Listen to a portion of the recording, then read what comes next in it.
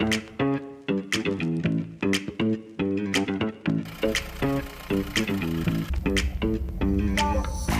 I'm Bill from Journey Beyond. There are a lot of vehicles out there still running the standard halogen bulb, and that old yellow type of light just really doesn't quite cut it by today's modern standards. There's a number of ways to upgrade that. We do have 3 vehicles in our fleet that we're in the process of upgrading, and today Suparee has sent us some LED bulbs, which is an economical way to upgrade to a more clear white light.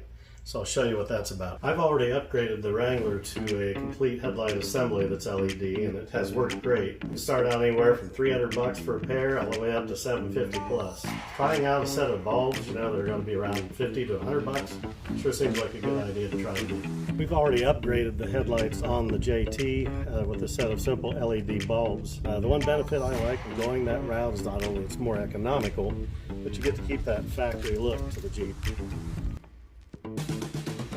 So that leaves me with the vehicle we're going to be updating today, and that's our Mahindra Roxor. She's still running her halogen bulbs.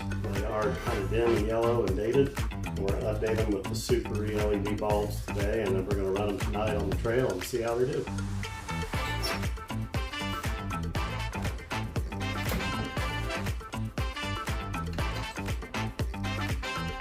This is just a comparison. Visually, you can see on the left the original halogen bulb versus the Suparee LED bulb on the right. Slight size different, but there's plenty of room in that headlight bucket, and shouldn't be a problem. I like to keep my electrical connections all spruced up with just a little bit of electric grease from time to time, especially when I got a part. Just add a little to her as you go along.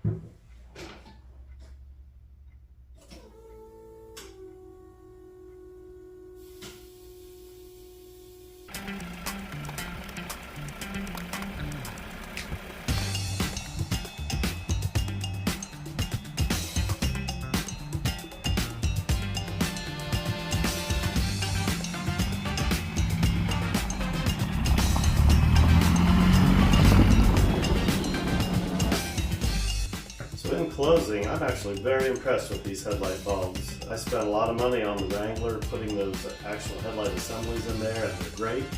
So are these. They're just as good at a fraction of the cost. I went with another name brand on the JT on those bulbs, and I'm not so impressed with those. They have dark spots and shadows. You go to high beam, and it doesn't seem like it's a whole lot better than if you just leave it on low beam, and we oftentimes do that because of that factor. I think it's time I purchase a set from Suparee for the JT as well. Highly recommend it. Thanks for watching, and if you're interested to see where else that Roxor can go, come along over to our channel at Journey Beyond Overland and check out the adventures.